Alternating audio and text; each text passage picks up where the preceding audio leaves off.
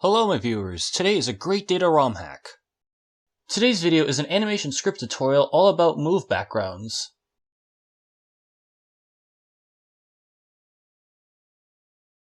Here's the roadmap for what's going to be covered. We will first talk about the table that has all of those move animation backgrounds you just saw. Then I can show you how to make new backgrounds and use them in animation scripts. Later we'll talk about backgrounds that are just a color instead of an actual image. And I'll finish off by showing you all how to scroll animation backgrounds. Knowing me, this is going to be a very long tutorial, but I will try to keep it in one episode this time. First things first, it's very important to make a backup of your ROM. Because in this tutorial, it's pretty easy to make mistakes, and you could get in trouble if you corrupt other move animations in the ROM. In HMA, I'm going to click File and Export Backup. You will see this prompt about your most recent change. My last tutorial was about 2-line abilities, check it out if you haven't seen it, so that's what I'm going to specify. Click OK and a backup of your ROM and its .ml file will be available should you make a mistake and need to go back. Are you all ready? Let's start the show! This first objective will talk about where to find this table of backgrounds, talking about the layout of the table, and going over the existing backgrounds in the games. In the Go-To menu, to access this table, click on Graphics, Moves, Backgrounds, and then All. In hindsight, if you're watching this on a small screen like a phone, the stuff on the Hex Content Viewer might look too small to read, and I'm sorry about that. I'm not used to a dual monitor setup. You will see a lot of blue pointers. There's a column of tile sets, which some of them look wonky, but that's okay, we don't really care about tile sets. There are the palettes, which control the color scheme of the images.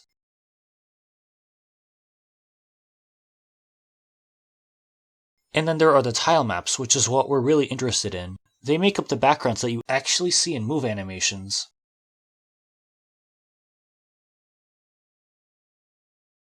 Also, each move background has its own name, such as BG Drill and BG Dark. Those are handled in your TOML file, and you will have to edit them manually with a text editor. There's actually one more move background that's not in this table, but is actually used in the game. To find it, you actually have to go to Attract's move animation. And why are there so many buttons? Let's actually allow multiple entries per row this time, and we'll just go to the pointer that corresponds to Attract's move animation. And you do have to scroll down a little bit, but you will find this line of code. Create visual task 1062E95. This address will be different based on the game that you're editing. If you want to use this background in other move animations, you will need this line of code, and of course address the address based on what ROM you're editing. Here's what this move looks like in Pokémon Glazed. Playrough uses the Attract background and does some other stuff as well. There's a bit more I want to talk about, but I should get this tutorial going with the next objective, so I will cut it here short. Full speed ahead! Now you're going to learn how to add more move animation backgrounds to the game. So for this part of the tutorial, I'm going to add one background from PokeCommunity.com, and I will have the forum post linked in the description. So here's the thread, and one of the comments has a download link to the Waterfall background that I want to implement. Clicking it will initiate the download process. Yeah, I'll just save it here, why not? And some of the buttons are cut off in the screen. Oops. And then the next thing we need to do is just unzip the zipped folder. In this tutorial, the image you want to copy over is waterfall.png, not the raw file, by the way.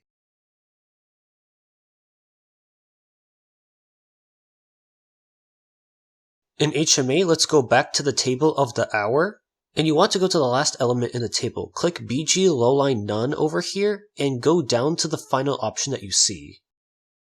Then click Add One New. HMA will create a duplicate solar beam background in my case. And what we're going to do is make all of these 3 new pointers null pointers. It will make our lives easier. Subsequently, you will click Create New Data 3 times, one for each button that you see. Now we are in prime position to add the waterfall background, so let's click Import and select the sprite. Right, I forgot. I'm going to have to manually edit this image in Paint to make it the correct dimensions. Please stand by.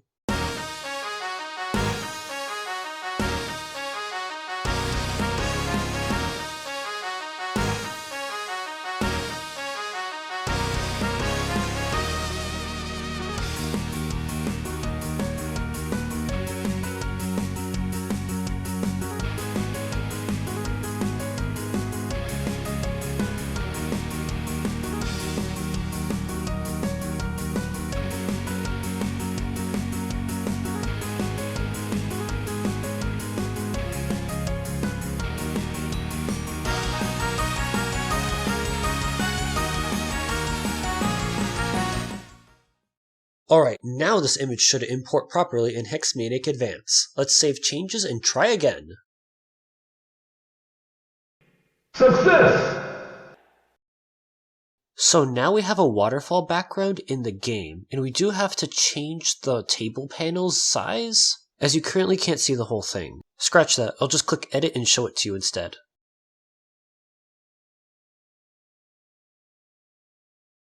You can also see the palette over here, which has 16 colors. And the tile set at the top looks very glitchy, but it's okay, because all that matters is the tile map itself, which is at the bottom. Shortly, we will add one more move animation background to this game, and it will be a custom-made one. Let your creativity flow when styling these sprites. Okay, I have Microsoft Paint loaded up. Let's make this move background. Now, if you're really talented at drawing and making pixel art, you can make really elaborate backgrounds. I myself am not very artistic, so I'm just going to stick with a simple code rain background. The first thing I'm actually going to do is make a bounding box, as the Game Boy Advance is not able to show the whole thing. So this box is going to be 239 pixels wide and 127 pixels tall, at least according to the numbers Paint says. Then we can use the fill tool. This will essentially be our canvas for a basic background that's not intended to be scrolled. I'll also arbitrarily make the background purple, just to make it not transparent. If you do want your background to scroll vertically, you will have to fill in the rest of the space below this black region. Or if you want the background to scroll horizontally, then this small region has to be filled in. If you want the image to scroll diagonally, then you would have to fill in literally each and every pixel in the image. And for each and all of them, you'd have to make sure that the image can properly wrap itself around without looking disconnected or whatever. One more important thing to note is that all of these move backgrounds are going to be occluded by the HP boxes. So that's this region at the top and this region over here. For the code rain effect, I'm just going to draw a bunch of 1s and 0s in a pixel font and with different green colors. This will take a while and I really don't have much to say. Yeah, you can just play around with where images are placed and the spacing of different things and stuff like that. Throughout this montage, I'll be copying and pasting graphics around, and I'll also be moving them around as I see fit. Now, my viewers, behold, I'm building the binary.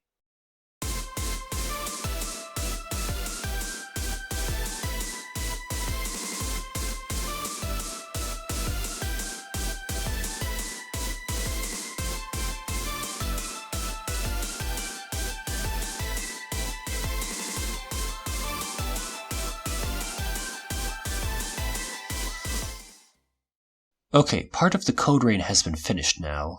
I'm going to make more strands of binary numbers, but with lighter colors of green. And with the power of editing, here's the final result. This background's level of effort leaves a lot to be desired, but it is sufficient for this demonstration. Alright, I saved changes. Let's return to HMA. We will click the buttons to return back to this table of backgrounds, and we will go back to the bottom element. Oh, by the way, HMA dubbed our other background unnamed 27, and I will show you how to edit this in the TOML file later. Next, click Add One New, and set all of the new pointers to null for now. This one will be named Unnamed 28. Also, as a side note, when hovering over this move background, it looks quite a bit off. I know exactly why this happened, and we will fix this shortly. We just need to do one thing at a time. Like we did before, we can click Create New Data 3 times in spite of the lag. And once that's taken care of, we can click Import again. I have my custom background right here, and I'm just going to double click it. Success! Look at all its beauty in HMA. Now here's the caveat. Maniac Advance thinks that the transparent background is colored black instead of this purple region that's larger. And all we need to do to fix it is actually put the purple color in the palette to the top left. Now the palette designates purple as the transparent color. Going back a little bit, you can notice that the tile set looks all over the place. Let's save changes and open the TOML file now. Oh, I forgot to mention, HMA should not have the ROM open when you're editing the TOML file. In Notepad, let's search for BG Lowline Dark. Scroll down a little bit and you'll find the two entries named Unnamed in a number. We can change their names to BG Waterfall and BG Code Rain respectively. Save changes, close Notepad, and reopen the game. We can return to the table we were just at a little bit earlier, And at the bottom of the table you can see that this background is now named BG Code Rain, and the previous custom background is now named BG Waterfall. You now know how to add more custom backgrounds in the game, and as you keep making more move animations, you are free to add more of these to the game at your leisure. We just added 2 backgrounds to our ROM, and now we can use them in move animations, and I will show you how to do that. The first exercise is using this background in Waterfall's animation. I will just plop it in and change nothing else. In the Go To menu, we will type in Waterfall and go to its move animation script. Now the billion yen question is, what are we going to do in this code? There's quite a bit of code present when you scroll down, but we need to decide on something. What we probably want is a waterfall background to be present throughout the whole animation, and having one background for the whole animation is par for the course. Towards the start of the script, you can see these commands right here. They load sprite graphics, set a blend, and configure a mon background. These commands are pretty typical when setting up a move animation. And over here there is a create visual task, and I don't know what this does, but it doesn't matter. But I'm going to decide that this background is going to happen before this create visual task. Insert the fade to BG command, and after I can type waterfall to specify the waterfall background. Immediately after, you want a wait BG fade in command. Wait BG fade out is optional unless you're going to use some special effects. Next, and I'm not going to keep this in the move animation, but it's worth mentioning, if you're using these types of move backgrounds, you would want to do fade to BG from set instead. The first background should be the one labeled opponent, the next one should have the player label, and the third one should have the contests label.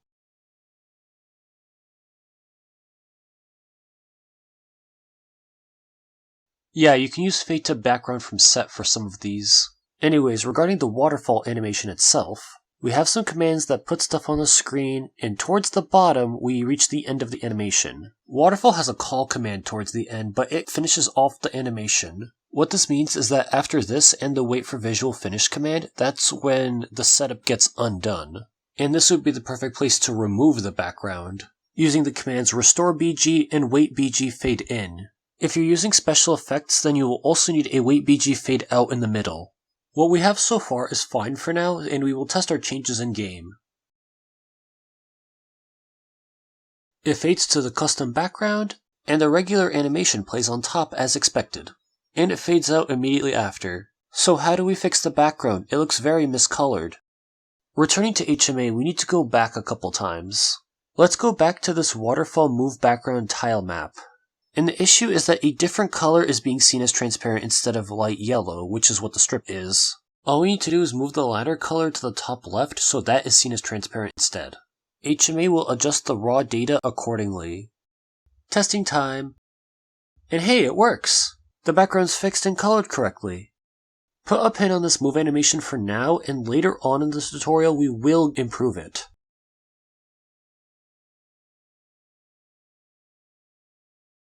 For a simpler exercise, I have the move Night Slash here that was just created, and we can make its move animation. I think I'm going to use Guillotine's move animation, but change the background. So let's go to its move data right now. But first, I almost forgot, we need a free space address for the move animation. Let's pick this one over here and copy its address. Now we can go back and give Night Slash's animation field that new pointer. Go over here, type in Guillotine, and click it.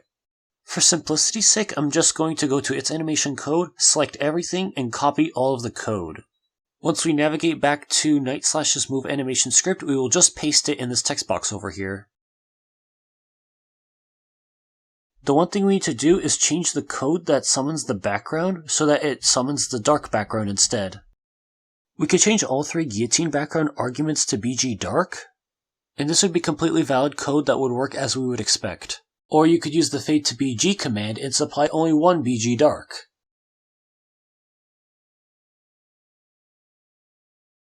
Another thing to notice when scrolling down is that the restore BG and wait BG fade in commands are at the very bottom right before end. That's fine too, you can play around with the ordering of some of those commands like blend off and clear mon BG and see what works. Here's what Night Slash looks like in the game.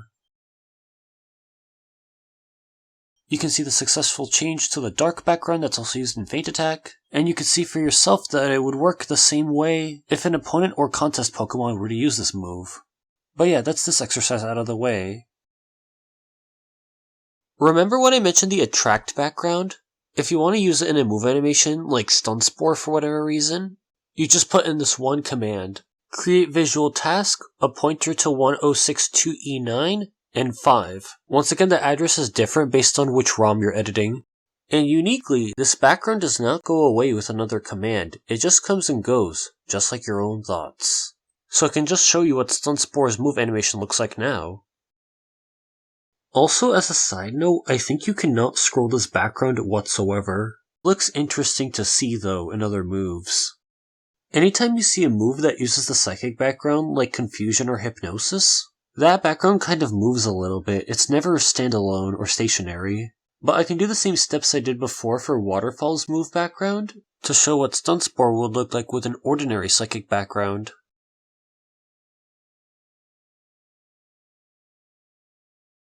Okay, I finished and I saved changes. Let's see what it looks like now. It's so unnatural.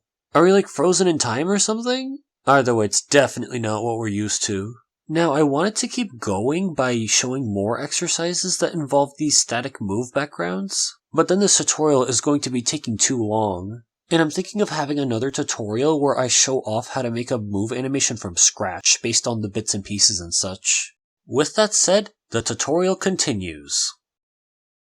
Let's switch gears for now and talk about move animation backgrounds that are just a single color. Some moves have a transparent single color background just like Giga Drain, and other moves have an opaque background like Hyper Beams.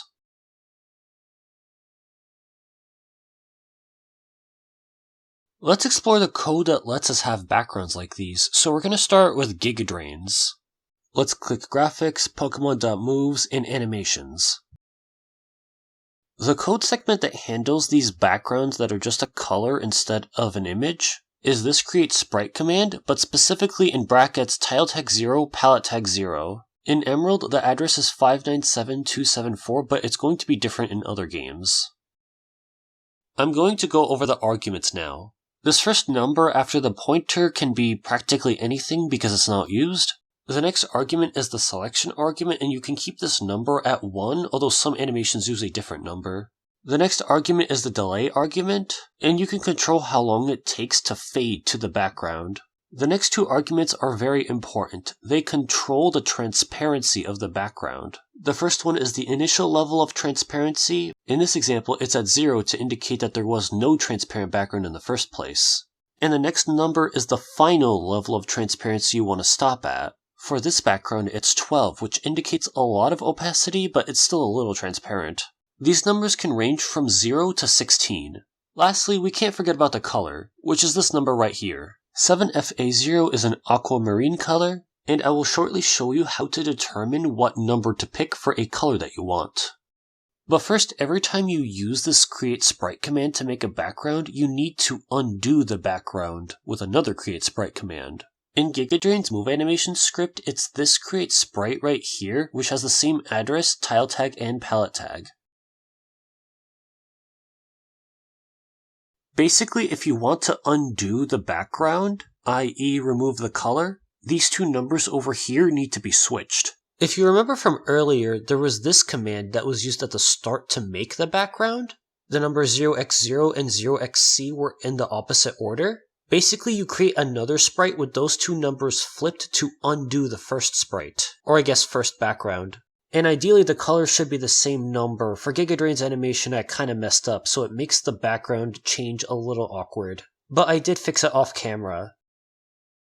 Unfortunately, there is no convenient way to find the number that corresponds to the color you want. So what you'll have to do is go to a random sprite in the game, and be sure you can edit it or at least see its palette. Don't actually change the sprite, we just need to look at the color picker. There are 8 numbers to look at, but the only one that matters for our purposes is this one that has 4 digits. It's the type of color code that we need for these move animation backgrounds. And as you keep dragging around these two sliders to change the hue, saturation, and brightness, the corresponding color code changes in real time. There's not much more to it than that. Just to be extra safe, do not save changes to your game after fiddling around with the color picker. Or I guess you can also undo the changes until the save icon is no longer blue. That works too. I added hex to this game a long time ago, but I never gave it an animation. I will try to quickly make one from scratch. What matters most is how I make the background. I will start with create visual task 597274. The next two numbers don't matter after the pointer, so I'll just put 2 and 1. Then decide on a delay. I'll just pick 5 and see if it works. The initial transparency should be 0, and for the final one, I'll try 6 for a slight amount of transparency. I can change it later if I don't like it. Right away, I will make the same command a second time, but switch the 0 and the 6 around. After this, I'm just going to copy code from other move animations, such as Grudge's. I will also duplicate a tab to hold my place. In Grudge's move animation code, based on process of elimination, the Ring of Fire is handled in this create visual task. I will copy it over to the other tab. There's also the load sprite GFX command at the top that I also needed to copy but forgot. Let's follow that animation up with Nightmares. This time I'm going to take the body of the code that has nothing to do with fading to the backgrounds or other setup commands. Once we paste this code into Hex's move animation, we're almost done. To distinguish the move even further, I'll replace this sound with Perish Song's sound. See how it goes. Oh, I can't forget about the color. I'm going to quickly go to Starmy's sprite, access the color picker, and decide on this pinkish gray color. How about 0x2048? That might work. Let's try it in Hex's move animation.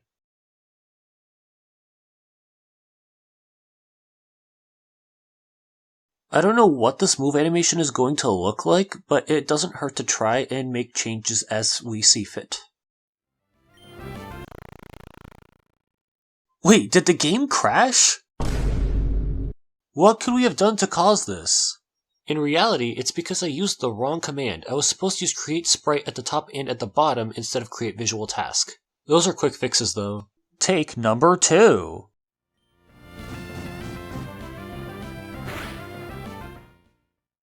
Okay, this animation looks weird, but I will address the elephant in the room, which is the sprites not loading. In addition to an extra wait for visual finish command, I needed to add the load sprite graphics command for Grudge's flame particles. This is the thing with ROM hacking, sometimes you just have to try multiple things and wait until you get the outcome you want. Take number 3.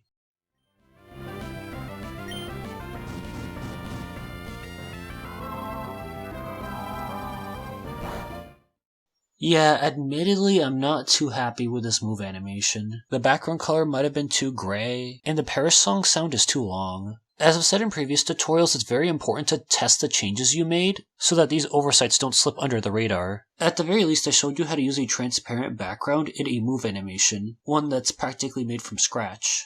I hope you will still find this exercise helpful. This is the home stretch now. We are now going to talk about scrolling effects and other special effects in these move animation backgrounds.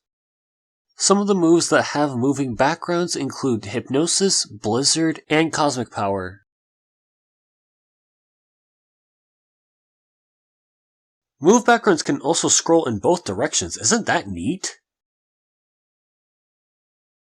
Now I want to show you how to add this scrolling effect to your move backgrounds in the move animations. But first we need to talk about which move backgrounds can be scrolled, as not all of them are. These 5 backgrounds can only scroll horizontally, as if you try to scroll them vertically there will be graphical glitches. The Aurora and Ice backgrounds normally don't scroll, but they are just as capable of doing so. Next, these 6 backgrounds can scroll both vertically and horizontally. It's impractical to scroll Fissure's background, but it technically can be done. Some backgrounds cannot be scrolled at all. These are the Impact, Solar Beam, and Guillotine move backgrounds, as well as their 2 other variations. These last 2 backgrounds are interesting. The Psychic and Dark backgrounds cannot scroll conventionally, but they have their own way of doing it. Let's not waste any more time and go back to our workstation. Let's get Waterfall's background to scroll. So in the code I have the fade to BG background waterfall command, and after it I have this wait BG fade out command. For these special effects, you do need wait BG fade out. So I want Waterfall's background to scroll vertically, and I know that Cosmic Power does the same thing. So let's look at Cosmic Power's animation code. Right off the bat, you can see the Fade to BG BG Cosmic command, as well as the Wait BG Fade Out command. And the line we're interested in is this Create Visual Task command. This controls the scrolling. Let's copy and paste it over and we will study what it does. First of all, the address that's used in this Create Visual Task is different across the ROMs. Second of all, the arguments after the pointer. This first number is actually usually 5. In Cosmic Power only, it's 2, and I actually don't know why. If you're going to be making a move animation from scratch that uses one of these special effects, then more often than not you're going to use a 5 here and not a 2. The second one is the X scroll value. How fast is it going to scroll horizontally? I believe the background scrolls left if X is positive, and it scrolls right if X is negative. But with some backgrounds it's really hard to tell which is which. Of course, the next parameter is going to be the Y scroll. How fast will it scroll vertically? Positive Y values means that it goes up, and negative values means it scrolls down. You can give both an X scroll and a Y scroll to make the background scroll diagonally.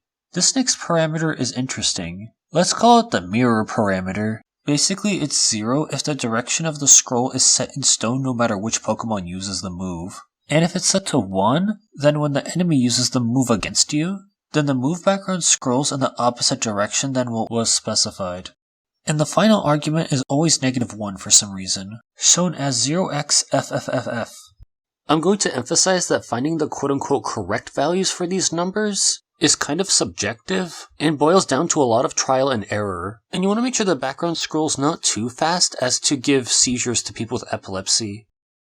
Let's make Waterfall scroll up somewhat quickly, so we'll gradually increase this Y scroll value. Let's try 0x180 and see if it's good enough. Also, and I almost forgot, you have to scroll all the way to the bottom of the move animation to do another thing. So underneath the Restore BG command, you need a Wait BG Fade Out command, which I already have, and you need this line of code, setarg7-1. This is very important. It basically resets any special effects, including scrolling. Alright, let's do some testing. No, why is this Mightyena using Sand Attack? Azumarill, please don't miss. Thank you. And oh god, that is too slow. Let's keep making that number bigger. Long story short, because this video is going to be way too long, I tested 4 more values. 480 felt too slow, 780 felt too fast, 600 seemed good, but I think it was too fast for people with epilepsy, so I settled with 500 instead. Here's what Waterfall looks like now with a Y scroll of 0x500.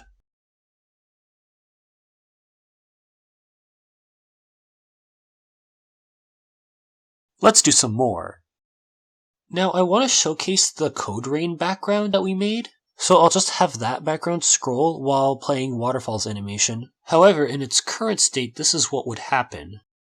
The numbers kind of just come and go, and there's just a lot of black space, which is actually better than if you were to use something like the Impact background. To fix it, I'm going to go to BG Code Rain directly in the Go-To menu, and we'll fill in the purple region on the bottom. I will admit that I took the effortless path and just copied and pasted what we did have to the bottom. To add more quote-unquote randomness to the scroll, I'll just move around the 0s and 1s on the lower half a little bit. Eventually I'll cut to the final result because showing the whole process is kind of meaningless and repetitive. 2 minutes later and the scrollable coding background looks a bit different. It should look more interesting when used in game. Let's just reload the ROM in our emulator, get into another wild battle, and see what we got.